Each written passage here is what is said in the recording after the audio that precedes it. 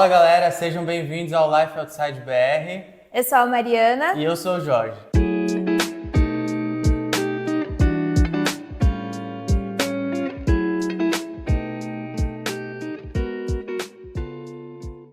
Bem, e no vídeo de hoje a gente vai responder umas perguntas que nós recebemos lá no Instagram. A gente abriu uma caixinha de perguntas, para vocês mandarem as dúvidas de vocês. Antes de mais nada, eu acho que é sempre bom lembrar que a gente está falando aqui da nossa experiência, na maioria das respostas que a gente vai fazer. Então é trazendo a nossa visão e para você que está aqui ou quer vir para cá, as coisas podem ser diferentes. Bem, vamos direto à primeira pergunta. Estou aqui com a minha colinha para não esquecer nenhuma pergunta. A primeira pergunta é: quais as áreas têm a maior demanda no mercado de trabalho hoje?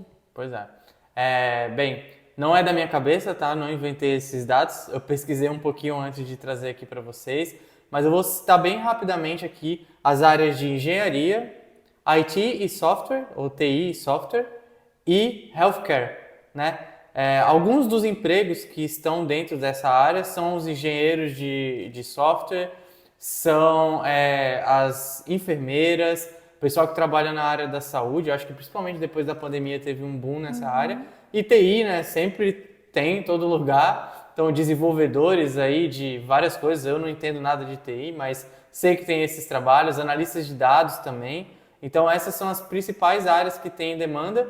Eu acho que da parte de engenharia, eu até já cheguei a falar isso em uma outra resposta aqui no canal, que tem muito a ver com a questão do meio ambiente também. Tem muitos engenheiros ambientais vindo trabalhar aqui. Aqui tem um foco muito grande nessa questão de energias renováveis e tudo mais. E também um outro que eu achei na pesquisa aqui foi construção civil. Sim. Então, não só a engenharia ligada à construção civil, engenharia civil, mas também até trabalhadores que trabalham na obra, né? A galera que trabalha como pedreiro, marcenaria e tudo mais. Sempre tem bastante demanda por aqui. E é uma mão de obra também que eles pagam muito bem. Exatamente, sempre muito bem remunerado. Bem, a próxima pergunta é uma curiosidade que a gente tinha também antes de vir e que a gente não sabia, né, antes de vir. E aí qual é a voltagem e qual é o tipo de tomada aqui na Dinamarca? Como o Jorge comentou, essa era a nossa dúvida, mas a sorte é que a gente tinha uma amiga, que a gente fez lá do Brasil, e ela conseguiu explicar pra gente quais eram as tomadas, como era a voltagem. E a tomada aqui são as de 2 pinos, que se dois fala. Pinos, padrão europeu comum. Que também serve a entrada, das coisas do Brasil. E a voltagem é 230? 230 que é o 220 no Brasil. Então, eu consegui, onde a gente morava era 220, em São Paulo tem 220, 110, dependendo dos lugares. E a gente conseguiu trazer as coisas que a gente tinha, secador, máquina de barbear, então chapinha, coisas assim que a gente trouxe na mala, a gente conseguiu usar. E os carregadores também a gente não precisou de adaptador nem nada, então funcionou muito bem. A gente vai deixar até uma fotinho para vocês verem qual é a entrada da tomada. Bem, e a próxima pergunta é: o que trazer de roupas do Brasil? Recentemente a gente postou um vídeo sobre mala de inverno, então eu mostrei para vocês o que vale a pena trazer, o que vale a pena comprar, o que a gente realmente usou nesse nosso primeiro inverno. Então não deixe de conferir esse vídeo, a gente vai deixar linkado aqui. Então esse vídeo sobre mala de inverno eu acho que está bem explicativo, eu mostro as peças. E eu acho que o que eu posso acrescentar sobre essa pergunta, nessa resposta, é trazer as roupas também de verão, porque estamos aqui no comecinho de junho e já está esquentando, e aqui as peças de verão não são tão bonitas quanto do Brasil. Certamente não são tão coloridas. Não são tão coloridas. No verão a gente realmente usa roupas mais coloridas, então... Principalmente para as mulheres, né? Então não deixe de ver as dicas da mala de inverno e tragam as roupas de verão do Brasil. E a próxima pergunta é: qual a pior situação que passaram até agora? Eu acho que eu vou deixar o Jorge responder essa. Pois é. Eu queria não ser hábil para responder essa pergunta e não ter uma boa resposta, mas na verdade eu tenho 2 boas respostas, né? Não foi só uma pior situação, acho que foram 2 e que aconteceram até próximas, né? Sim. Uma da outra, que acabou ficando pior ainda, né? Tudo mais. A primeira, obviamente, foi ter me machucado aqui. Eu sei que a Dinamarca não tem nada a ver com isso, né? Não foi por causa da Dinamarca que eu machuquei, mas acho que você se machucar numa lesão tão grave como eu tive, para quem não viu, né? Eu acabei rompendo o ligamento cruzado anterior do joelho direito Tem um vídeo sobre isso, né? Vou deixar aqui linkado também para vocês, para poder olhar um pouco mais sobre isso. E foi uma época bem complicada, né? Não pela falta de atendimento ou pela qualidade, o vídeo a gente explica tudo isso, mas eu acho que mesmo pelo fato de estar machucado num país diferente, que não fala a sua língua, longe da família, então tudo acaba ficando um pouco mais pesado, você tem que mudar um pouco os planos. Sim. Então foi uma das piores situações que a gente passou até agora, que a gente ficou mais triste. A gente teve muita sorte, né? E somos muito gratos que nós tivemos nossos amigos como nossa rede de apoio. Quando a gente fala assim, não tem ninguém assim em família, é justamente que nos primeiros dias o Jorge, né, não conseguia colocar o pé no chão, então eu fiquei toda a função atrás dele. Então se tivesse alguém na família, porque nossos amigos ajudaram muito ali no começo, mas eles trabalham, então eles não A gente não quer incomodar também. A gente também não quer ficar incomodando, então acho que com a família a gente tem um pouco mais de intimidade, então foi um pouquinho difícil.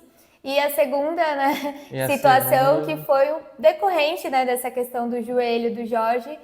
Ele estava um pouco debilitado, né? Estava de muleta e aconteceu uma situação com ele. Eu estava usando muletas e já fazia um tempo que eu não ia para o escritório, porque eu estava trabalhando de casa, né, e tudo mais, e nenhum problema quanto a isso, mas eu resolvi ir para o escritório, porque o médico falou que eu tinha que me exercitar, sair, viver minha vida normal, e eu já estava me sentindo muito melhor do joelho, mas ainda estava com as muletas.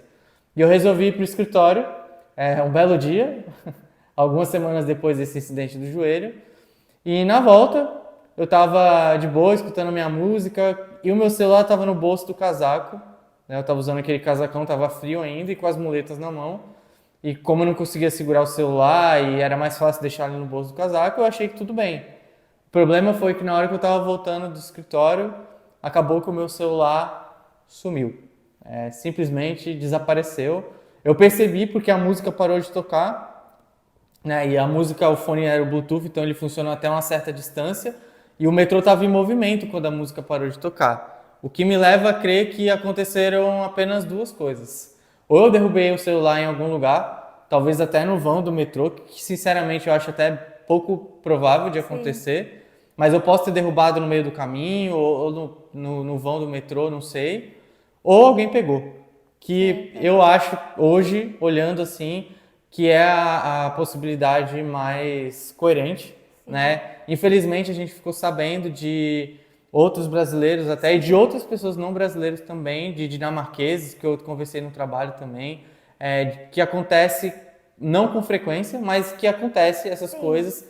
Tem pessoas que têm a maldade ali de pegar enquanto você... É o famoso pickpocket, né? Às vezes você não vê e tal. Então, eu acho que foi isso que aconteceu, né? A gente não tem certeza, a gente nem entrou em contato com a polícia, porque eu tentei rastrear o celular, a gente ligou na central de trens, de metrô, e não teve retorno positivo, né? Eles retornaram, mas não acharam nada. A gente não conseguiu acessar a localização não também, conseguimos então a gente não pode ter certeza, né, do que realmente aconteceu. A gente não sabe o que aconteceu, mas provável que tenha sido a segunda é muito opção. provável que tenha sido isso, e foi muito difícil, né, assimilar todo esse processo aí de uma coisa atrás da outra, né? Graças a Deus foi só um bem material e tá tudo bem, a gente trabalha e corre atrás para conseguir de novo, né? Mas foi num momento bem delicado que eu tava ali por conta da questão do joelho já, e foi um baque assim duro de aguentar, né? Até porque a gente trabalha duro para conseguir, né? E o meu celular era muito novo, então foi bem complicado. E é o que a gente usa para gravar também, então a gente teve que ficar uns dias sem gravar vídeo porque estava sem o celular. A gente não tem uma câmera ainda para gravar. Então foram semanas um pouco desafiadoras, mas passou. E assim, pode acontecer, né? Perrengues, assim como no Brasil, né? Tinha uns momentos difíceis. É que aqui acaba sendo um pouco mais, né? Porque você não conhece, não sabe como lidar, né? Mas é assim, né? Mas já passou. Já, graças a Deus, as piores situações até o momento ficaram todas para trás. Bom, e a próxima pergunta é: tem como comprar coisas aí e enviar para o Brasil, tipo celular? Essa pergunta ficou um pouco confusa, mas eu acho que eu entendi. É assim, gente, eu não tenho conhecimento muito sobre isso, mas eu entendo que se você não é uma empresa, uma pessoa jurídica, não tem muito sentido você ficar comprando coisas e mandar, isso é contrabando, é legal. Então, assim, legalmente, se você quiser mandar um presente para uma pessoa, eu acho que sim, Algum é documento, possível. eu acho Algum também, documento, você manda pelas essas empresas de courier, né, que fala. Mas assim, você ficar comprando coisas para enviar para o Brasil, tipo eletrônicos e tal, você tem que abrir uma empresa. Uma empresa que faz importação e exportação, uma trade, né, que fala. E aí você consegue mandar as coisas e você vai pagar impostos e tudo mais. Se você comprar para uso pessoal, o certo é você declarar também quando você sai lá no Brasil no aeroporto, tá? E ao contrário também, tem a parte da alfândega que é para bens declaráveis e você vai fazer essa declaração. Mas assim, comprar para ficar enviando, como se você estivesse vendendo coisas para outras pessoas e tal, não é a coisa correta a se fazer, tá? A gente não entende sobre isso, mas a gente sabe que não é o correto. Tem outras maneiras corretas de fazerem isso. Sim. E eu acho que outra coisa também pode citar é se, sei lá, alguém veio te visitar e esqueceu algum item, ou às vezes você comprou um presente e quer mandar para Ou alguém. você se mudou e esqueceu alguma Ou se coisa. você se mudou, veio pra cá, esqueceu, acho que você pode tentar ver com algum brasileiro, né? Falar assim, a gente já viu, né, as pessoas fazendo isso, de, você tá indo pro Brasil, será que você pode trazer alguma coisa pra mim? Tal pessoa deixou uma coisa aqui, será que você pode levar pra mim? Então, tentar achar alguém que tenha A um gente espaço mesmo na fez mala. isso, A né, gente com uma fez amiga. isso, então acho que funciona também, se esse for o caso. Essa próxima pergunta é muito boa. Tudo aí é muito caro? Respondendo diretamente, sim, Tudo é muito caro. tudo é muito caro. Eu não vou entrar muito em detalhes, mas a gente já fez um vídeo sobre o custo de vida e até nos vídeos dos pontos negativos a gente também cita o custo de vida, mas lá a gente coloca mais ou menos todos os gastos que a gente tem aqui no mês, aluguel, mercado e tudo mais.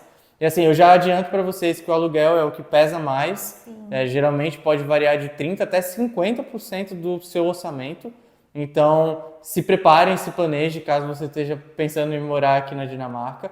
Mas as demais coisas também têm um custo de vida, um custo muito caro. Em compensação, os salários também são bem bons, então você tem um balanço aí, o poder de compra aqui é bem alto. Bem, se vocês estão curtindo o nosso vídeo até agora, muito obrigado por assistirem. Eu peço que vocês se inscrevam aqui no nosso canal, deixem a sua curtida e também o seu comentário falando o que vocês mais gostariam de ver aqui no nosso canal. E também não deixa de seguir a gente lá no Life Outside BR no Instagram. Quem sempre tá postando, né, novidades, abrindo caixinha de perguntas, então não deixe de seguir a gente. A próxima pergunta é: o que está sendo mais difícil nesse início de adaptação? Bom, acho que a gente tem umas opiniões parecidas, né? Já são Mas 6 meses, já mais de 6 meses aqui, na verdade. na verdade, 8 meses. 8 meses. 8 meses. É que a gente ficou um mês, né, praticamente no Brasil viajando. Mas acho que o principal é a saudade da família. No começo, né, principalmente a segunda vez quando a gente foi viajar, né, para o Brasil, tanto na primeira vez da despedida quanto essa segunda vez que a gente voltou, a despedida é dolorida. Os primeiros dias ali que você tá longe da família, né, dói muito de tudo, assim, de preocupação, de meu Deus, porque eu tô deixando a minha família. E você entender que você não tá deixando, né, ninguém, você tá só realizando o seu sonho, né, vivendo a sua vida. Então, entender isso, né, é um processo, né, demora um pouquinho. Então, a saudade... Muita terapia. É muita terapia, mas a saudade da família é o que é mais difícil, né? Tem dias que dói menos, tem dias que dói mais, principalmente nas datas comemorativas, né? Ou um final de semana, que era quando a gente estávamos com as nossas famílias. Então, esses dias o coração, né, dá aquele aperto. A saudade, né, é o principal. Mas na minha experiência, assim, o que tem sido um pouco difícil é a questão de não estar com um trabalho fixo, né, de não estar trabalhando. Eu sempre trabalhei, então ter saído do trabalho no Brasil, mudado e não ter conseguido nada, né? Ainda vou entrar, né, nesse processo de procurar trabalho. Então, para mim, criar essa rotina foi um pouquinho complicado. E da parte cultural também, né? De você entender os costumes dos dinamarqueses, da língua também é um desafio pra gente. Então, para mim, são esses três principais pontos. Eu acho que do meu lado também não é muito diferente, né? Para mim a saudade não só a saudade em si, mas a questão da distância, de estar longe, é muito complicado. Para quem acompanha a gente no Instagram recentemente sabe que a gente está passando por uns momentos complicados com a questão de saúde na família e acho que desde o começo que a gente se mudou, isso tem sido mais complicado de lidar. O fato de você estar longe e não conseguir fazer talvez ações mais concretas, né? E ficar muito no suporte ali com as palavras, tentando ajudar de alguma maneira, mas querendo estar lá, entendeu? Então, para mim, isso é o que mais doeu, né? Desde que a gente chegou com aqui, certeza. eu falei para Mariana que eu subestimei essa questão da saudade, eu não achei que eu ia sentir tanto, né, antes de vir, e a gente sentiu bastante e para mim tem sido mais difícil. E eu acho que fora isso, né, nem vou falar mais do inverno e do clima, isso daí é uma dificuldade para qualquer pessoa que está acostumada a viver num Sim. clima tropical como a gente vive no Brasil. Então, para mim, isso é uma dificuldade natural de quem vai morar fora do seu lugar Sim. natural, né? Mas eu acho que, olhando pelo outro lado também, a questão do trabalho, né? Eu, ao contrário da Mari, já vi com emprego, já vi com emprego fixo aqui, tal, garantido, né? Tudo certinho pela empresa. E não deixa de ser difícil também, né? Essa adaptação no começo, você entender como que é a cultura do trabalho aqui, como são as pessoas novas que você está trabalhando, né? Ter que lidar com stakeholders diferentes, com níveis diferentes de responsabilidade. Então isso também é bem complexo e eu sofri um pouco no começo para engrenar ali, sabe? Acho que hoje, graças a Deus, está bem melhor, né? Já A estou numa cultura de situação trabalho é bem diferente melhor. também aqui, né? Exato, é. Então acho que essa dificuldade de cultura de trabalho e tudo mais, até você conseguir colocar isso no seu dia a dia, de rotina e tudo mais, é um pouco difícil. Mas nada comparado à saudade da família, nada perto dessa dificuldade até agora. Bem, a próxima pergunta é: qual aplicativo de supermercado vocês indicam para ver promoções? Esse aplicativo a gente comentou em um dos vídeos e também a gente comenta bastante lá no Instagram, que é esse que eu vou deixar aqui na tela, porque eu não sei pronunciar. Mas nesse aplicativo a gente consegue comparar os preços, né, dos mercados, dos principais mercados aqui, que são os mais próximos aqui da nossa casa, que é o Lidl, o Rema, o Fotex e o Bilka e o Neto. São os mercados mais... 365 também? O 365 é um pouquinho longe, mas esses são os que a gente mais costumamos ir. E nele você consegue comparar as promoções da semana, né? Como a gente já comentou em alguns vídeos aqui, eles fazem promoções por semana. Então tem aquele jornalzinho do mercado e você consegue comparar o que tá bom no mercado, o que não tá no outro. E isso, além, né, do aplicativo, tem as promoções dos próprios mercados. O Lidl, por exemplo, que é o que tem mais próximo aqui de casa, ele não é um mercado muito barato, mas tem as promoções, que é o Lidl Plus, né?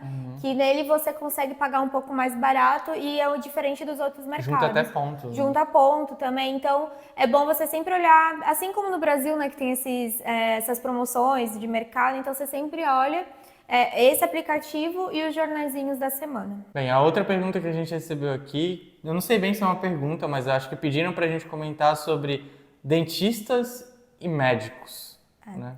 Sobre os dentistas, a gente não teve essa experiência aqui, também a gente não conhece ninguém que tenha ido, mas o que a gente já escutou falar, né, que é caro, sim. Muito caro. Eu não sei se crianças têm acesso gratuito, isso eu não sei dizer, porque filho, a gente então... não tem filho, mas o que a gente sabe Quem é mãe que... estiver assistindo o vídeo aí e quiser comentar, por favor, Sim, a gente agradece. a gente não tem essa informação, mas eu sei que os dentistas são pagos e não são baratos. Inclusive, tem uma dentista brasileira, né, que é o que o pessoal recomenda, né, porque eu fico imaginando, né, como você vai no dentista dinamarquês para tentar explicar o que você está sentindo. Então, ainda bem que os brasileiros, né, têm essa opção aqui, tem essa dentista que recomendam bastante.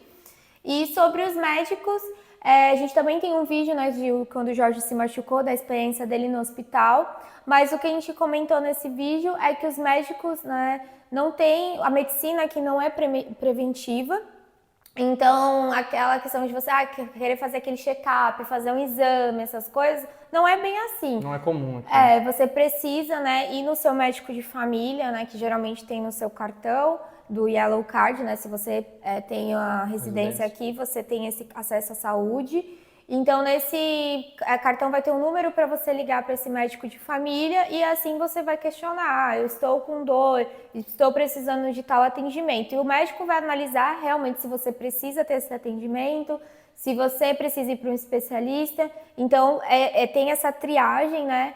E claro, numa emergência, numa urgência, eles vão te atender, com certeza. Foi o caso do Jorge, a gente conhece outras pessoas também que precisaram de um atendimento de emergência. Então, é uma burocracia, mas é uma burocracia organizada, E a né? qualidade do atendimento em si é muito boa. Sim. Então, assim, eles podem até ser meio restritos, te mandar fazer um exame ou te passar um remédio, mas eles fazem tudo para tratar o seu problema e geralmente resolvem, né? Como foi no meu caso, eu fui super bem atendido em todas as oportunidades que eu precisei do hospital. E uma coisa assim que é bem diferente do Brasil, que a gente percebeu e que as pessoas falam, é sobre, pelo menos os médicos, né, que a gente já foi, eles têm essa medicina de conversar com você, querer explicar, acolher. E aqui não, é tudo bem sério, né? É isso que está acontecendo, essa é a solução e pronto. Não tem aquele acolhimento, né, que geralmente os médicos do Brasil têm. É muito técnico. É direto, né? É muito direto. Então, não espere que ele vai passar a mão em você, te acolher. Não, isso não. Mas o atendimento Mas bom, ele vai explicar tudo vai direitinho. explicar, exatamente. O que está sendo surpresa boa de viver na Dinamarca? Bom, para mim, né, no caso, essa questão da liberdade. Liberdade, assim, não só de você poder ter essa divisão, né, entre o trabalho e a família, que eu acho isso muito legal, de ver as crianças, né, brincando na rua. Eu, como mulher, também ter essa segurança, essa liberdade de andar sozinha, coisa que em certos pontos no Brasil a gente sabe que é difícil. Então, para mim, esse da liberdade, né, de você viver, eu achei muito, assim, uma surpresa muito boa. E também de como a cidade muda durante o ano, assim, no sentido que como as estações são bem definidas, assim, no inverno, que é um inverno muito rigoroso, como a cidade muda nessa época da primavera e verão.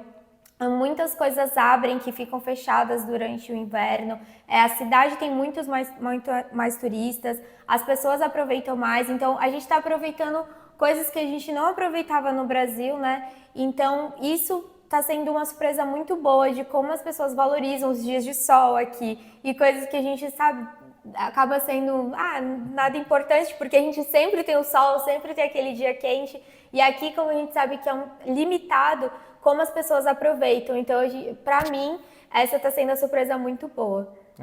Eu acho que, do meu lado, a surpresa boa eu posso falar as mesmas coisas que você falou, mas também a questão da cultura do trabalho, que eu falei um pouco antes, que foi um pouco difícil para mim nesse começo, até engrenar, mas agora engrenou e tá ficando legal. É legal também ver essa diferença que eles tratam o trabalho aqui, não só do ponto de vista de ter o balanço entre lazer, família e trabalho, mas também de como olhar da forma de desenvolvimento profissional. As coisas aqui são um pouco mais soltas, mas não deixam de ser também objetivas, né, na sua carreira. Então, o que eu quero dizer, eu tenho um relacionamento com a minha chefe, eu estava até comentando com meus amigos aqui, que é bem diferente do que eu tinha no Brasil, né, que não tem aquele microgerenciamento, é uma questão bem mais solta, bem mais leve, contanto que você entregue. Você não precisa ser o tempo todo ali gerenciado, olhado na lupa, né? Então, isso daí é muito legal, é muito saudável. Acho que isso dá uma liberdade até criativa no trabalho para você explorar outras atividades, outras habilidades que você às vezes não costuma olhar, porque você está sempre preocupado em atender a expectativa de alguém, né? E o outro lado é essa questão, acho que está sendo uma surpresa boa para a gente, né, até aqui, que é a questão de como a gente tem aproveitado melhor os nossos dias e as nossas semanas. No Brasil, acho que era inegociável para a gente sair durante a semana, por exemplo. A gente jamais faria isso. A gente tinha uma rotina muito cheia e cansativa e a gente jamais sairia com os amigos para comer uma pizza ou, sei lá, tomar um café. Numa segunda-feira. Numa segunda, numa sexta, numa quinta. E aqui a gente já fez várias dessas coisas. Eu sei que ainda, talvez para quem conhece a gente mais próximo vai falar, não, mas vocês ainda não estão bons nisso. Talvez não, mas a gente está tentando, a gente já saiu dias de segunda, dias de terça, dias de quinta, dias de quarta, coisas que a gente jamais faria no Brasil. Então a gente está aprendendo a ser um pouco mais flexível, usar mais o clima a nosso favor, o tempo aqui. Então usar esse balanço do trabalho também e tudo mais. Então acho que esses são os pontos que estão sendo surpresas boas pra gente. E eu acho que eu posso acrescentar mais uma coisa também, essa questão de aproveitar, mas também como a nossa comunidade brasileira é grande aqui na Dinamarca. Assim, a gente foi recentemente num evento brasileiro, assim, tinha muitos brasileiros e eu fiquei muito feliz porque além, né, de tudo isso que a gente tem fazendo aqui, né, tem feito aqui, das coisas dinamarquesas, mas também aproveitando as coisas brasileiras. Então isso tem sido muito legal. E também da recepção, né, que a gente tem como imigrante aqui, que a gente achou que ia ser um pouco mais difícil. Claro, eu sei que, né, não é com todo mundo o que acontece, mas com a gente teve uma boa recepção, vamos dizer assim. Sim. Então eu fiquei com medo, né, da gente não se adaptar, de não ser bem recebidos. E no nosso caso, fomos bem recebidos. Bom, e a próxima pergunta é se eu, né, no caso a pergunta foi direto para mim, se eu fui reagrupada do Jorge, se eu já consegui me regularizar, como foi esse processo? Acredito que essa pergunta é sobre o meu visto, né? Exato, Como eu estava mais à frente ali da questão dos vistos, porque foi tudo feito pela empresa, o que eu posso dizer a Mari veio já regularizada, ela veio com visto de acompanhante familiar. Se vocês entrarem no site do governo da Dinamarca, que fala sobre essa questão de imigração, a gente deixa o link aqui. Lá você tem todos os tipos de visto e tudo mais, inclusive o visto de acompanhante. Eu não entendo de imigração, não sou consultor de imigração, não entendo sobre isso, mas o que eu sei é que como ela veio, né, comigo, o visto dela está linkado ao meu visto de trabalho. Então, no dia que o meu visto de trabalho acabar, automaticamente o visto dela termina. E foi tudo feito, na verdade, por uma empresa, né, que contrataram lá na empresa onde eu trabalho. Então a gente não teve muita atuação na questão de visto e burocracia. Muita gente também pergunta pra gente se a gente veio com passaporte europeu, se a gente tem passaporte europeu e como funcionaria esse processo. Gente, nosso passaporte é brasileiro, nós somos brasileiros, não temos passaporte europeu, infelizmente. Até gostaria de ter o passaporte para ter uma facilidade para viajar, mas foi passaporte brasileiro, então foi o processo comum para um brasileiro. Eu não sei como funciona o processo para um passaporte europeu. Eu acredito que deva ter sim alguma facilidade, algumas vantagens, mas eu não entendo desse processo, infelizmente. E no meu caso, o processo já foi feito no Brasil, então a gente já veio com todas as informações do Brasil. Aqui a gente só precisou tirar a nossa biometria e fazer a foto e foi isso. Que é o processo padrão. Que é o processo padrão, então foi muito rápido. Dentro de um mês eu já estava com o meu cartão de saúde, com o meu cartão de residente. Então o nosso processo, pelo menos, não tivemos problema nenhum. Dá para viver com inglês e como está sendo o dia a dia? Bom, a gente também tem opiniões diferentes, porque o nosso nível de inglês é diferente. No meu caso, eu estudei inglês no Brasil, cheguei a fazer um mês de intercâmbio, mas eu não tinha um inglês avançado, né? Ainda não tenho inglês avançado. Tem sim, tem inglês avançado. Mas eu tinha dificuldade, né, na parte de falar. Então, no começo para mim foi bem difícil, porque eu tinha muita vergonha, né? A gente fica se auto-sabotando, né? A confiança zero para falar inglês. Então, no começo para mim foi bem difícil, então eu busquei um professor, né, fiz durante 6 meses, nesse período que estou aqui, e além disso eu estou participando de uma aula de conversação em inglês aqui na Dinamarca, né, no Instagram tem um Reels que eu falei um pouco mais sobre essa escola. Então, gratuito também, então estou tentando todas as oportunidades, né, de participar de conversas, para praticar o inglês, né? Eu tive até um jantar pela primeira vez em inglês, saí com uma conhecida também só conversando em inglês, então estou tentando, né, me arriscar, buscando a experiência. E sim, o inglês dá para se virar aqui. Acredito que as pessoas um pouco mais idosas, né, um pouco mais velhas, eles não têm um inglês tão bom e assim, às vezes eles não são tão abertos a falar, mas se você falar que não fala dinamarquês, né, eles respondem em inglês, às vezes um pouquinho de sotaque é um pouquinho difícil, mas o restante você consegue se comunicar bem aqui. E do meu lado, né, eu também estudei inglês no Brasil, mas eu usava muito mais no trabalho já no dia a dia, então isso me fez praticar um pouco mais. E eu estudei também de forma individual, né, com professor particular um bom tempo, até porque eu tinha esse objetivo de morar fora e tal, então eu estava focado em estudar ali para entrevistas, para o trabalho Business English, né, há muito tempo. Então eu não tive dificuldade nessa questão da transição do inglês, né, de lá para cá. Eu acho que é só um alerta assim para quem vem, né, e para quem está começando a experienciar falar inglês no trabalho, é um pouco cansativo no começo. Você fadiga um pouco o cérebro, fica meio cansado, mas é uma coisa que você supera e com o tempo vai se tornando natural. E alguém já me perguntou até aqui se lá no trabalho eu uso inglês todo dia, se eu só falo inglês. Sim. A empresa que eu trabalho lá na MESC é uma empresa que tem a maioria dos seus funcionários internacionais, então tem gente do mundo inteiro, e a língua oficial da empresa é o inglês, apesar de ser uma empresa dinamarquesa. Então eu uso todos os dias, falo com diferentes pessoas e é sempre em inglês. E não é um problema, é uma coisa que é natural e faz parte do dia a dia. E é aquilo, gente, quanto mais pratica, melhor vai ficando, vai perdendo a vergonha e vai ficando mais avançado ainda no idioma, né? Bem, pessoal, e essas foram as perguntas, né, que recebemos lá na caixinha do Instagram. Não respondemos todas, porque senão o vídeo vai ficar muito longo. Então, se você tiver, né, mais alguma dúvida, deixa aqui nos comentários que a gente pode gravar uma parte 2. Ou mandar lá no Instagram também, que a gente pode fazer uma parte 2 desse vídeo. E não deixe, né, de se inscrever, curtir esse vídeo, né? Não esqueçam de comentar. E é isso. Até o próximo vídeo. Tchau!